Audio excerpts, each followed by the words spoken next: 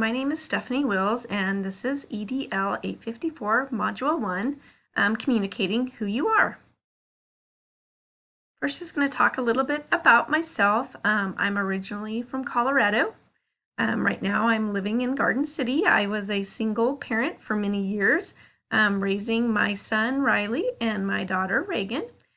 Just recently got remarried a little over a year ago to my husband, Justin. And when I got remarried, I gained 3 sons, a daughter-in-law, and a granddaughter. So our family really grew. So right now we have 2 kids in college and 3 are in the workforce, so supporting a lot of children. We have also been empty nesters for the last 6 months as everyone has gone off to college, and we are really enjoying that so far. A little bit about my educational background. I have a bachelor's from the University of Southern Colorado in Pueblo, Colorado, an ESL endorsement from Fort Hays State University. I have a master's in early childhood special education from Emporia State University, and about 5 years ago, I finished my graduate certificate in sensory disabilities from the University of Nebraska-Lincoln. And that certificate just allows me to practice as a teacher for students with visual impairments.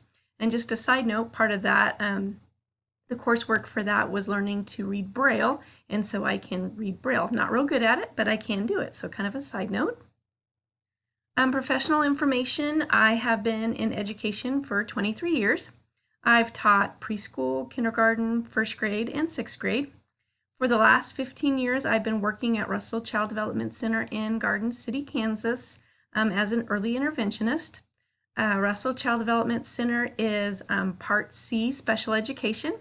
We provide home-based home services. We do home visits with families for children birth to age 3.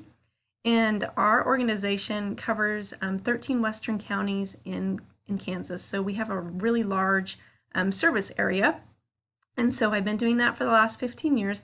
Last 3 years since I finished my sensory disability certificate, I've been our teacher of students for visual impairment as well. And then in July, I started as our Tiny K coordinator. So officially, I've been doing the coordinator job for 6 months. Talking about the reading and the key points for the information for this module, a lot of this information was new, and I feel like I have so much to learn when it comes to the funding part of being an administrator. Talking about the approximately 48% of school budgets come from the state resources. Local governments contribute 44% of a school budget, and 8% of the school budget comes from federal sources. I believe reading that somewhere in one of our classes so far, so I don't know that this information was real new, but it just is interesting to me because I guess I've always thought that a big portion of the money came from our federal resources. One thing with Russell Child Development Center is we do provide services in so many different counties that we do a lot of local reach out to a lot of local agencies and do apply for a lot of local grants.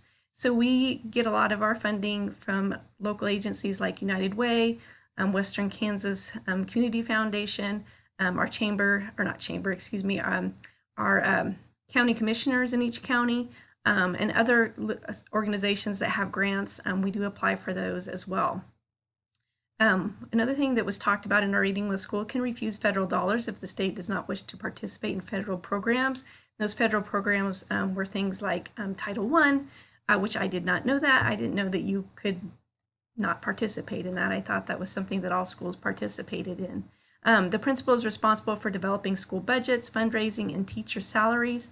I guess I thought that the principal was an important part of that. I guess I just really never knew that the principal was really in charge of that on their own. So I thought there was a lot more working together with your school board and your superintendent, and so a lot of responsibilities for the principal.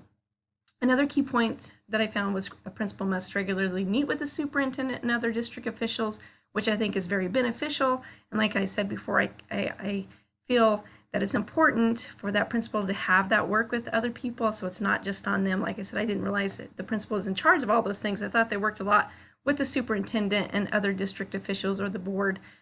So that collaboration is really important in deciding what's beneficial for your school and what kind of needs you have.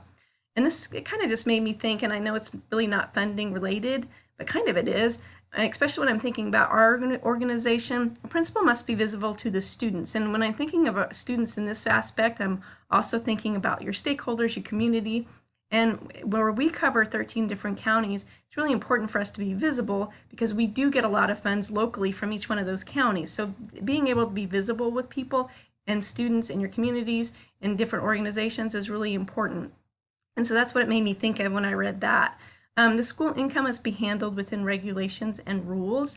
I'm sure there are many regulations and rules that I'm going to continue to learn about. I do not know many of them right now. I'm getting a lot of help with my budget and the funding right now with our executive director. We also have a financial assistant that covers and does most of our bookkeeping for us. So we have a lot of people that help with that. At the state level, school finance formulas determine how dollars are allocated. I think I kind of knew some of this information as I'm looking through our budgets, and I'm thinking, oh, well, we have money that we could do this, or we have money that we could do that. And then the executive director is explaining to me, well, it has to come from this certain dollars, have to come from this certain agency or this certain grant to be able to use those. So it's very complicated, I feel. Providing principals with flexibility can better align spending with school priorities. And I think this just makes sense. Principals know their schools and know what they have available. They know what resources they need. And those are the people that should be making those priorities and knowing where they need to be spending that money. Their input obviously is very important and wish it could be used more at the state and federal levels. Principal duties that I've observed. Like I said, our organization is different than a school. We don't have superintendent. We have an executive director, and we do have a board of directors that she meets with monthly. So I've worked a lot with her in the last few months as I've done this job, and I've really watched her approve purchases. She approves policies and procedures, does a lot of fundraising and partnering. That is one thing this organization does a lot of, is getting it out into our communities, joining different organizations, partnering with different people. So there's a lot of that going on with our organization, a lot of grant writing.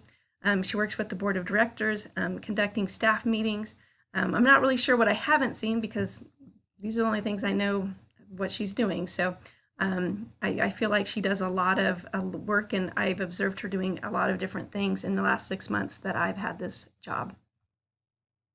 Concerns with funding. I have so many concerns, and as I've kind of been watching other videos too, I can see that everyone else has lots of concerns as well.